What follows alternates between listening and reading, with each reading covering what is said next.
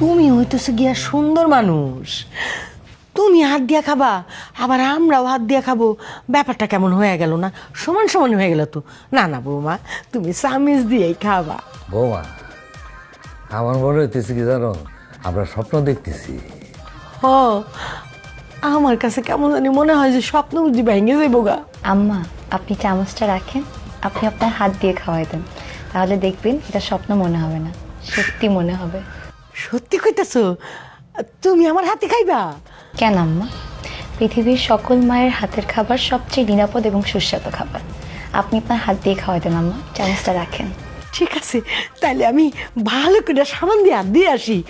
এই শোনো, কসকো সাবান দিয়ে কসলায় কসলায় ডবল করে হাত দেওয়া যাও। হ হ।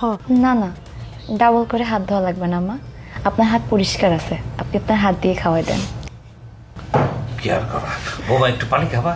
আব্বা, হ্যাঁ আব্বা, আব্বা মিষ্টি লইছি। হ্যাঁ, খুব ভালো। কেন আবার মিষ্টি কেন আনছো? আমার তো আব্বা আনতে গেছে, আর আমগো বাজারে সেরা মিষ্টি, রতনকুশের মিষ্টি আমার লাও। বৌমা, খাওয়া দাওয়ার পরে একটু মিষ্টি মুখ করবা না, তা তো হয় না। আব্বা, আম্মা, আপনারা এমনভাবে আমারে আপ্যায়ন করতেছেন, মনে হইতেছে আমি এই বাড়ির অতিথি। ও মা বৌমা, তুমি তো অতিথি, তুমি এই বাড়িতে সারা জীবন অতিথির আপ্যায়ন পাইবা মা। তোমার এই তো সুন্দর হাতগুলা যেন কোনোদিন কালো না হয়। চুলার আশেপাশে তুমি কোনোদিন যাবা না।